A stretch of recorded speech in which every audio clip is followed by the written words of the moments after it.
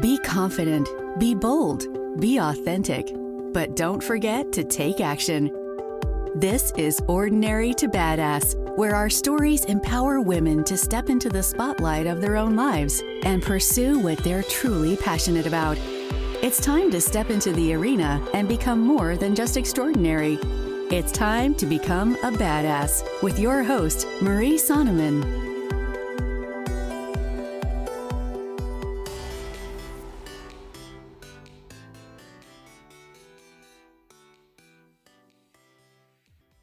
Welcome to Ordinary to Badass, episode number 235. In this episode, you're going to hear from Megan Ediger. Megan says stress is BS, and she's here to help you untangle the mess of motherhood. There's so much greatness in this episode. If you have ever struggled with anxiety or depression or feeling like you're not a good enough mother, you're not showing up in the perfect way, and I say perfect in air quotes, like in a social media kind of way. We talk about all of these things, and Megan has so much insights and takeaways, and it comes from her experience struggling with depression and anxiety. And she said she's had it all of her life and she didn't know how to label it. So much greatness in this episode. Can't wait for you to hear it.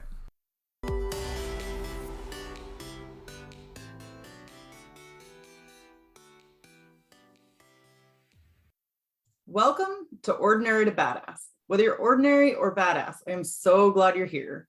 Today's guest is Megan Ediger. Megan, thank you so much for being here. Excited to have you on the show. Thank you. Yes, I'm thrilled to be here. So before we go any further, I've got to ask, do you consider yourself ordinary or badass? I would say if you asked me a few years ago, I would have definitely said ordinary. And I still think I'm ordinary, but I'm inching closer to that badass category. So was there a turning point or something specific that helped you to feel more badass, or was it kind of a series of events? It was definitely a series of events. A lot of mindset work, a lot of, building habits, definitely starting small. And just like I said, a lot of therapy, a lot of mindset work. Okay, awesome. So I can't wait to dig in to hear more of your story. But first, will you tell us a bio or a little bit about yourself? Sure. So my name is Megan. I am a wife and mom of three. 35 years old. My oldest is actually getting ready to start college soon. So we're in a little bit of a transition of life here. And I have a history of anxiety and depression. And so I share my story in hopes to, let other moms know that they're not alone in whatever it is that they're struggling with, but also I hope that I encourage them to find the help that they need outside of, just sitting in it like I did. So have you always had anxiety and depression, or did something trigger it? That's a great question. I always had anxiety growing up. I can pinpoint it back to being a very little girl. And it was something that was just like, in our family, we would just say like, we're tightly wound people. We get excited. That's the kind of vocabulary that we use. We didn't use the word anxiety. And so I didn't really have that language to describe what I was feeling until I was probably my late 20s. And I wasn't officially diagnosed until my early 30s. And I got the diagnosis because I was having constant panic attacks, and I couldn't. I'm a mom and I work. So my life is chaotic, right? But I couldn't pinpoint like a single thing that was triggering the panic attacks for me. And they were happening everywhere. They were happening at home. They were happening at work. And I would be exhausted afterwards, right? I would be totally depleted of all energy and really not able to function afterwards. So when it came to a point that it was interrupting like my daily life and I was not able to participate in daily activities, that's when I went to see a medical doctor, and I was diagnosed with both anxiety and depression. And so while I knew that I was going there to get help with my anxiety, I was really surprised to find out that I actually struggle with depression as well. So I imagine that could be frustrating as you're going through it and you can't pinpoint what's wrong. I think a lot of times we want to have something to like point towards or be like, yes, oh, this is the cause, this is the source. Yep. So how did you realize that you needed to get help or needed to get assistance and figure out what was going on? Yeah. Like I said, for me, it was the chronic panic attacks. So when it got to the point that I was having panic attacks, weekly, that's when I was like, okay, something has to be done. I cannot live like this. When I was having them, sometimes like once a quarter, things like that, I was just kind of like tolerating it and living with it. But like I said, when it got to that point that I wasn't able to participate in daily activities, that's when I was like, okay, something has to be done. But when I got there, like I mentioned, I couldn't pinpoint exactly, what was causing my anxiety. And so I felt like a crazy person, right? And part of the process at the doctor's office that I went to was for them to bring in a behavioral therapist to kind of just chat with me about my life and what's happening and how do I cope and those types of things, which is a great practice. But I was frustrated because, she's sitting there and she's asking me about, my work and my kids and just our lifestyle in general and some things that were going on. And I'm sharing with her and she says, wow, that sounds really tough. And I looked at her and I was like, this is not tough. This is normal mom stuff. And I need to be able to wake up and be a mom every single day. Like I don't have any kids with chronic issues. I was in that space of like other people have it worse off than me. And so basically my feelings are invalid. Right. Mm-hmm. And so I really needed to get past that and accept the help. Okay.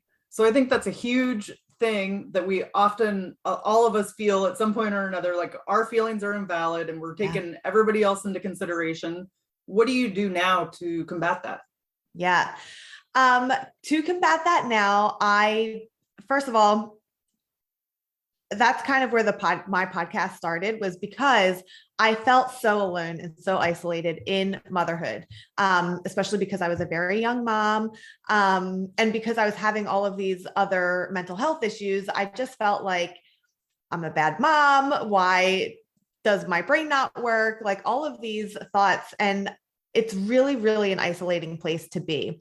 And so when I started to share my story just with people in my life, I started to recognize I'm actually not alone in this. A lot of other women feel this way. And just because my story isn't, I don't consider my story to be anything, astronomical, or I didn't overcome any like really significant obstacle like you see in like a movie or something like that. And so I thought that my story didn't matter. But the more that I shared, the more I recognized it does matter. Other moms do connect with this. And I kind of validated myself in that way and figured if I can share my story and connect with the other, everyday mom or woman, then what I'm going through and what I've dealt with and the things that I've done, they do matter. And so that's how I've kind of overcome that. So that behavioral therapist that you were talking to, was it a matter of like, did you not relate to the things she was saying? And did you have to go elsewhere or how did that work? Yeah, that's a great question. So initially, that behavior therapist was just like a one-time appointment with the way their procedure worked. I could see her up to like, I think 3 times before I had to transition over to my own therapist. At the time, because I was so like, annoyed by the process, I was like, I don't need therapy, just give me the medicine type of thing. But the problem at that point was that the medicine that I was put on was not the correct medicine for me. And so I didn't feel like myself. And that was a whole journey, right? So I came off the medicine and then my anxiety and depression got worse. I ignored it. I didn't want to go back on medicine. And so I went back to therapy instead. And so this took like 5 years to happen, right? So it's definitely not an overnight process. It was a lot of trial and error. And then even once I did get, myself into therapy and talking to the right doctors and everything, that was still a journey because I didn't fully trust the process in the beginning. So I think that's a fine line for people because it's like, when going to therapy, one, it can be hard, especially if you've never gone before. Mm-hmm. And so sometimes people go to one and they really don't relate to them and they quit, or they don't want to go back because they're like, if that was my experience, then I certainly don't want to do any other type of therapy or see Yeah. somebody else. But then sometimes it does take a couple times to like get in the routine. What would you say to that?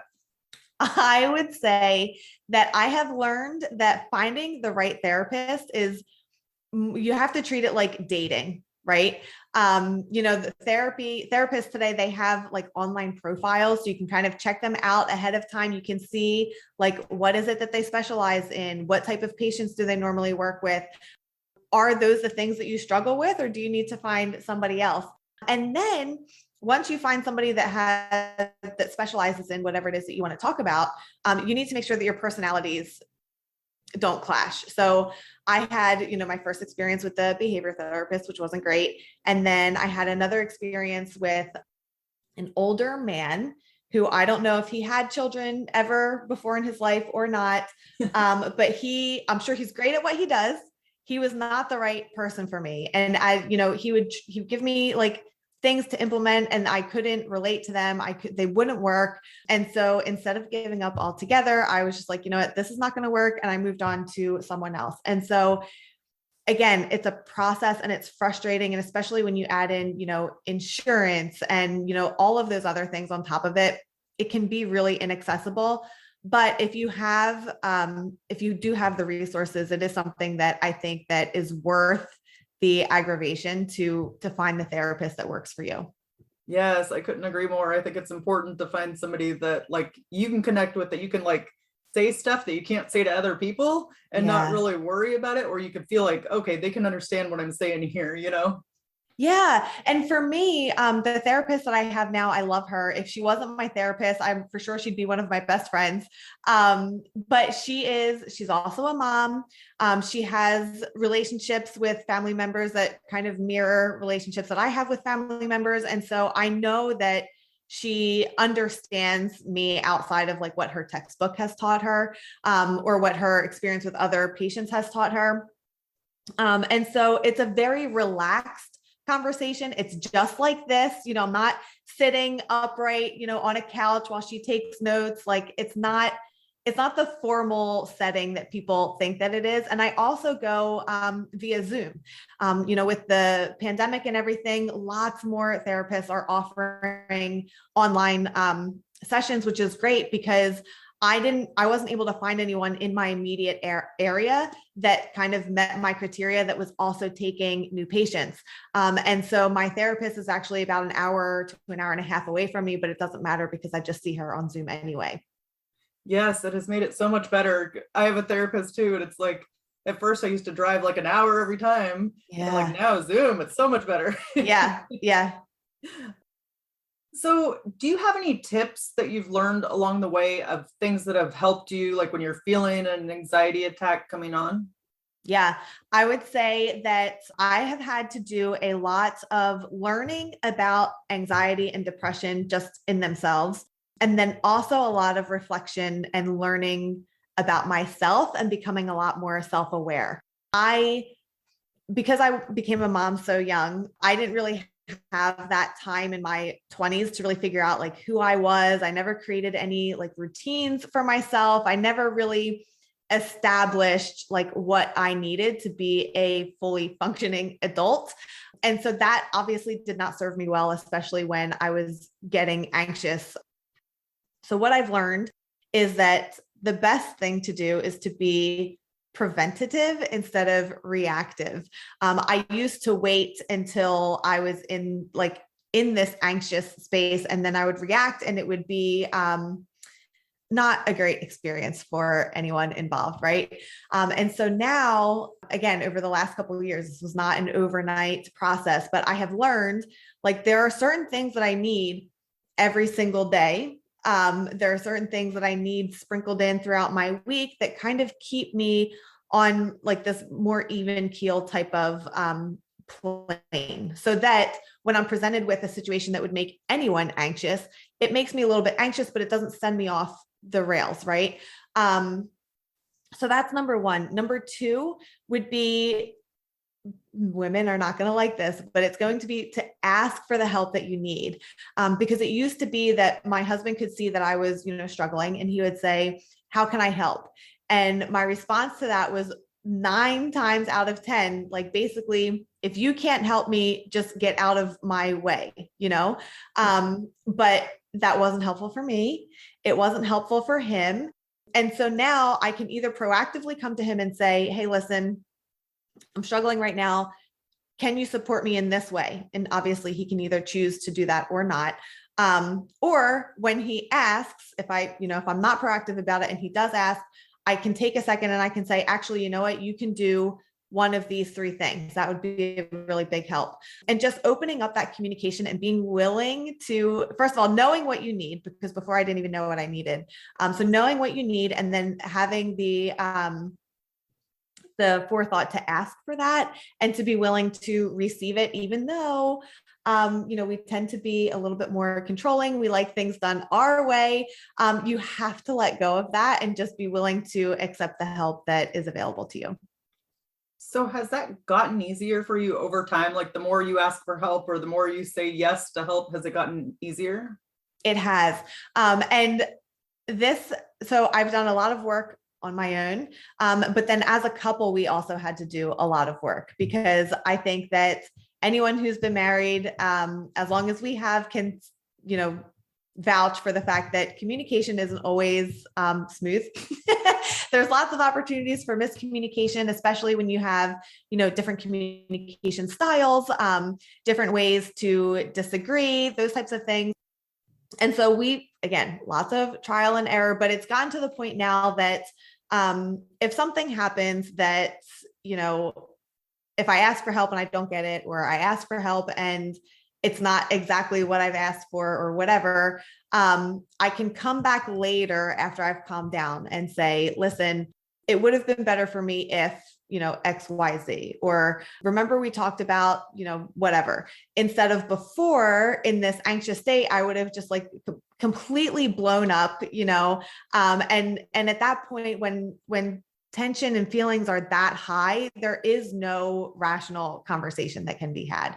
And so really working on myself to keep myself at a more like even keel, or recognizing that when I am in that heightened state, to not react on the things that my brain is telling me to do or say. I can now, tell the difference between what is a thought that I should act on and what is a thought that is driven by, this emotional state that I'm in. And that's been really helpful too. So what has this done for your marriage? Yeah. So for my marriage, I would say, at my worst during the pandemic, when I was, refusing any help. I was completely in denial about, how bad it really was. It got to the point that my husband left, because I kind of mentioned it before, like, he was just at his wit's end. I didn't know how to help me. So of course he didn't know how to help me. And it was just this, vicious spiral, and it was really chaotic and really toxic. And at the time I blamed him. And that was a really tough pill to swallow, when I recognized that actually I was the problem and I had to do something about it. And so we had so many conversations, and I had to put up, boundaries, because, as my husband, he's my biggest supporter. And when I am struggling with my mental health and I can't see it, I need him to feel comfortable to come to me and say, like, this is what I'm seeing. And I need to be open to receiving that information. But what was happening before was he would wait until, like, he would see, because it was a constant, but he would keep his mouth shut until we were in this like chaotic argument over something that didn't need to be an argument, but was because of the heightened emotions that were involved. And that's when he would bring up my mental health. And so that would send me into, a tailspin. I didn't want to hear anything about it. And so I had to put that boundary up, like, listen, I need you to come to me. I need you to come to me outside of any argument that we're having. Because I do value his opinion, and I do value, the insight that he has, because he does know me very well. But there are certain situations where that conversation is just never going to go well. And so we need to avoid that. And we need to be just a little bit more proactive. And so having that open dialogue has changed very significantly. Again, I'm very proactive about knowing what I need and asking for it. And so I don't get to those heightened states. And when I do ask for support, he supports me. And so I feel like I can trust him now with that, and I can share openly with him. Whereas before, there was no trust around that kind of stuff. And I really didn't feel supported at all. So did you say you have 3 kids? Mm-hmm. And how has this dynamic been with your kids? And have you talked to them? I don't know how old they are, but have you talked to them at all about dealing with their emotions, that kind of thing? Yeah, that's such a great question. So my kids now are 17, 13, and 11. And they all experience, mental health in their own, varying degrees. Mental health is a spectrum, right? And at first I was very, I spoke to them openly, like they know that I take medicine, they know I go to therapy. So we've had conversations, as a family and as individuals on one-on-one time, and they're open conversations. They ask questions, or sometimes they don't care. My oldest is definitely more open to like a back and forth dialogue, and we spend a lot of time together. So I've talked to him the most, but I used to think that I used to feel bad for my kids for having a mom that has like these complications, I guess. But more recently, number one, I had to forgive myself for not being able to be there for them during a certain time. And then number two, I'm now recognizing that this is actually a gift to them, because now I can see when they get anxious. I can see when they start to slip into this depressed state, and I can give them the coping tools now, so that they don't get to be 30, 35 years old and spiraling out of control and neglecting their needs and refusing help and refusing to see where they are in life, because I've given them the tools and we've been proactive and they've grown up with it.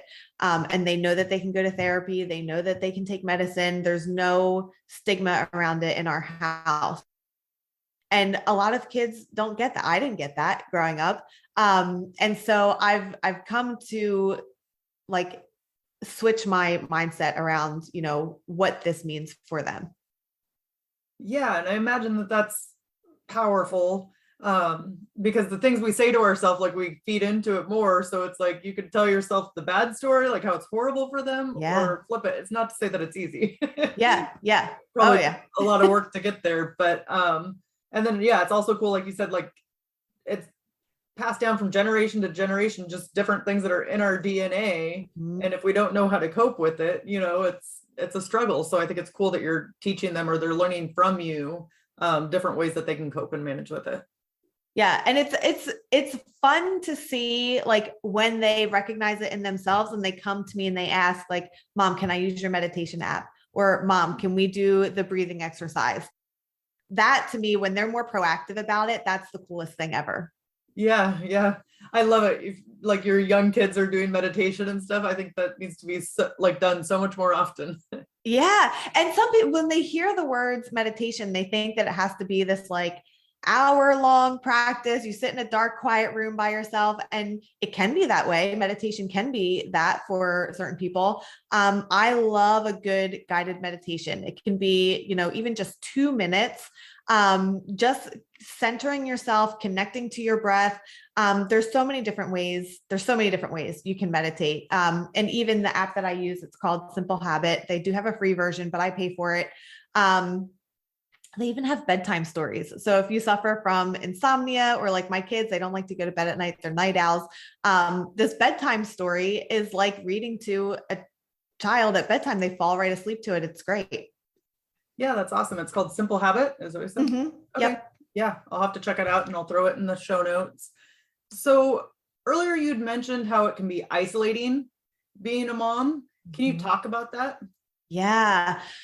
So when I had itty bitty babies, it was before social media was really a thing. And so the only thing that I had to compare to were people that I knew in real life or like were my acquaintances, right? So like people in my family or the moms on the PTA or, other people for the parent pickup or whatever, other people that I worked with. And I would always think like, God, their kids are always wearing matching outfits. Their hair is always done. Mom always has her hair and makeup done. Like everyone's always smiling. They go on all these great vacations. Why do I suck at this? And of course, that was just my perception. You never know what's happening behind closed doors.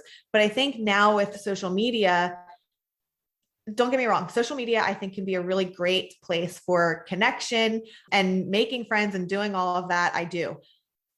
If you're not careful, it can also be a really dangerous, isolating place because you're being fed all of these images all day long if you let it, right? And even someone who is sharing like all day long on their Instagram stories or whatever, and you think that you know what's happening in their house because you see them like every hour posting something new, they're still only showing you what they want you to see.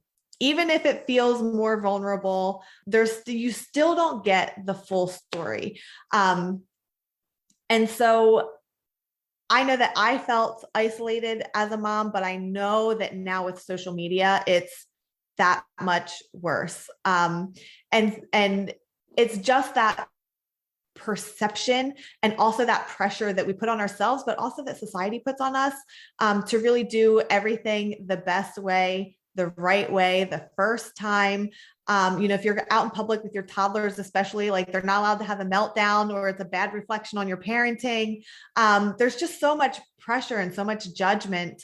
And I think that we internalize that.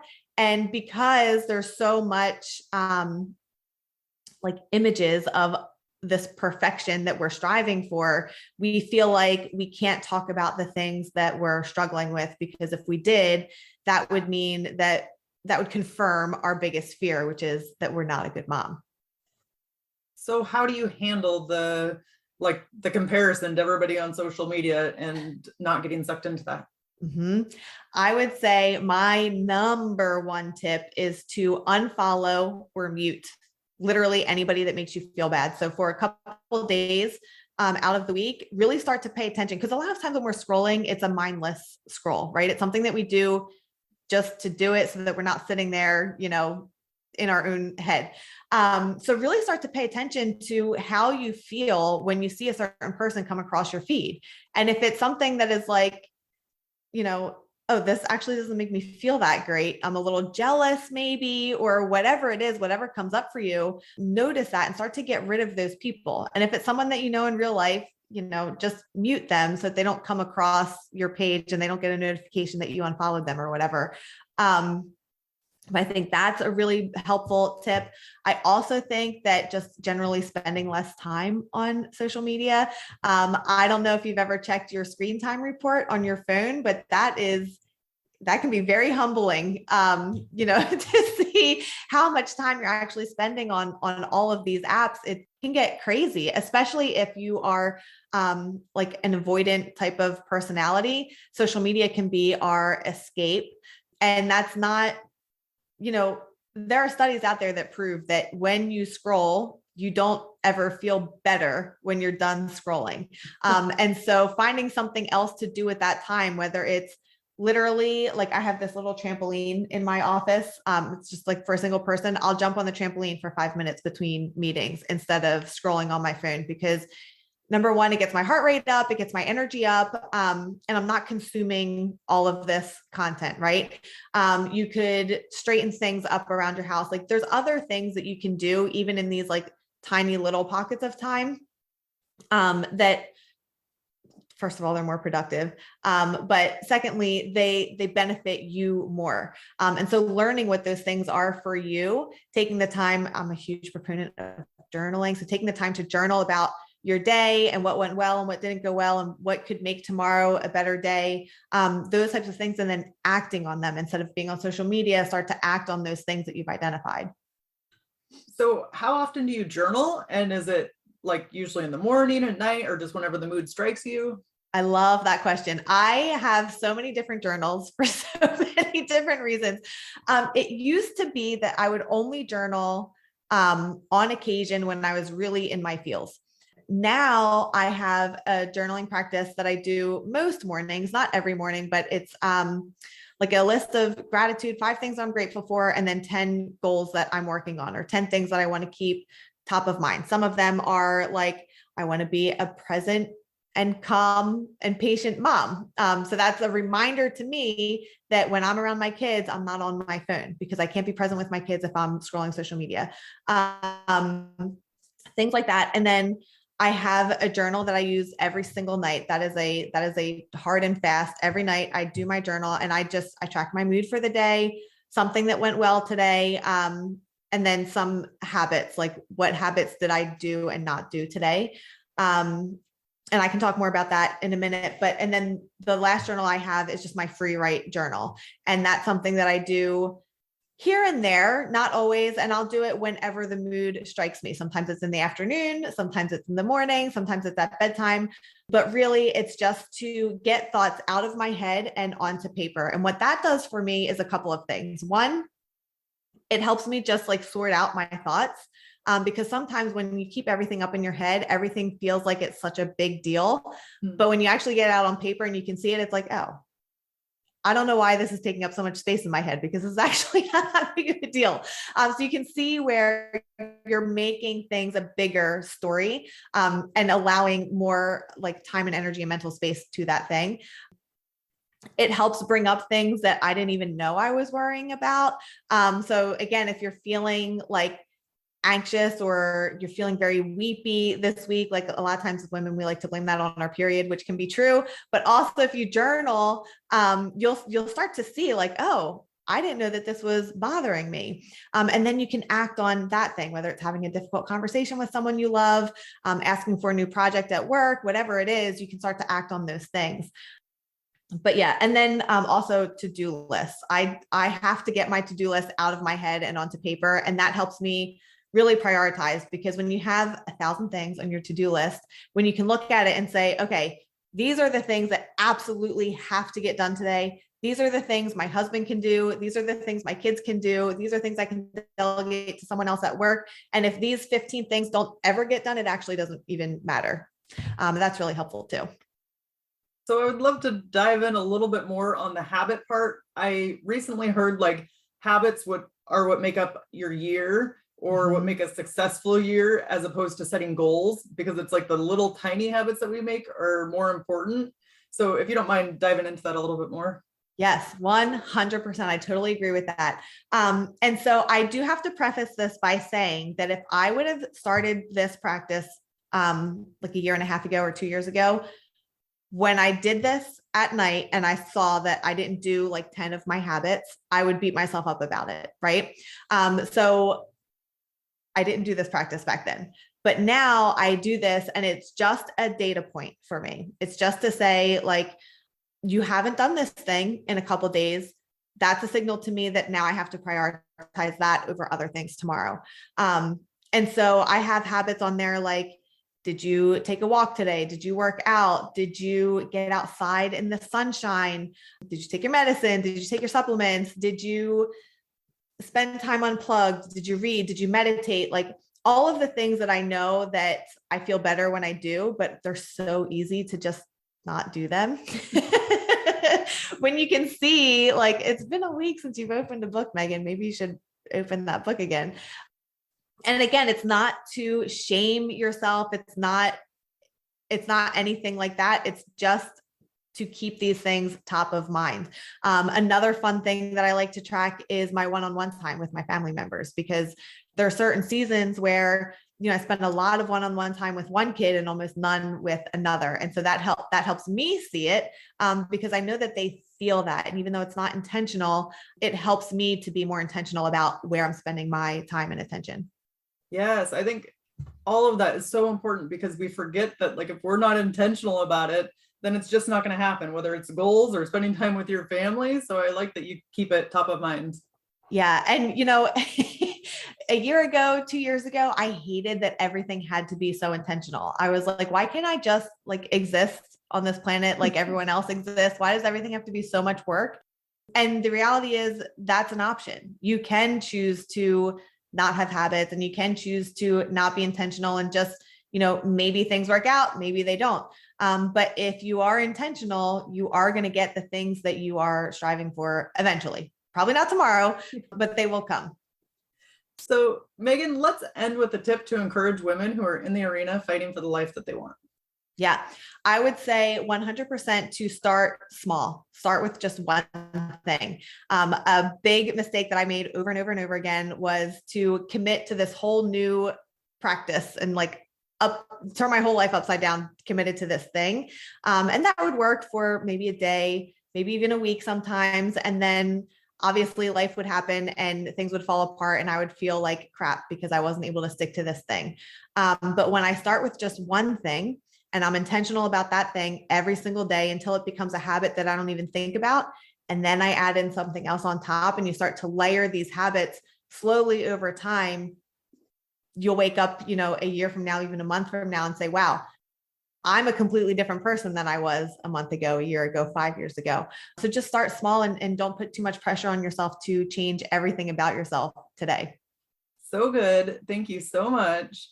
So how can we connect with you? And then how can people find your podcast? Yeah, I love it. Thank you. My podcast is called the No BS Mama Podcast. You can listen wherever you listen to this podcast. And I'm most active on Instagram. It's at megan.edinger. Okay. Thank you so much, Megan. You've been a total badass and I've enjoyed hearing your story. Thank you. I enjoyed being here. And with that, we'll end our show. To all the badass women out there staying in the arena, wherever you are, whatever you're doing, own it and get after it. Okay, let's do a quick recap of the show and what Megan Edinger had to say. Treat therapy like dating. View the therapist's online profiles, see what they specialize in, and what type of patients they normally work with. Are those things you are struggling with? Make sure your personality doesn't clash with the therapist. All right. Number 2, be preventative instead of reactive. When it comes to anxiety and depression, recognize the things you need to do every day or every week to keep you on an even plane. Number 3, ask for the help that you need. You can say, I'm struggling right now. Can you support me in this way? When someone asks you if they can help you, accept it. Or say, I could really use your help in doing one of these 3 things. It's okay to accept the help that's available to you. Okay, number 4, being a mom can feel isolating. Society and social media give you an impression everyone else's lives are perfect. Unfollow or mute anyone on social media that makes you feel bad. When you start to scroll, pay attention to how you feel when someone comes across your feed. And if it's someone you know, then just mute them so they can't tell that you unfollowed them. But if they give you anxiety or make you feel bad about yourself, or you start to do the comparison thing, then just go ahead and mute them or unfollow them. Lastly, journal. You can keep a journal to get things out of your head and onto paper. The act of journaling helps to keep everything that's in your head. When it's in your head, it feels like it's a big deal. But when you write it down, you start to see that it's actually not a big deal. Or it shows you things that you're worried about that you didn't even realize you were worried about. And it shows you where you are allowing more time, energy, and mental space to something that you possibly didn't realize, or that you don't want to allow that mental space for. If you like this episode, then I would love for you to share it with a friend. If you know a mom or a woman who is struggling with stress, anxiety, depression, or feels like she's not a good enough mom, then share this episode. I would be super grateful. Or if you went on to iTunes and left a 5-star rating and review. Every single rating and review absolutely helps because it gets other badasses just like you listening to the show. Okay, I'll talk to you on Thursday where you'll hear why Megan is a total badass.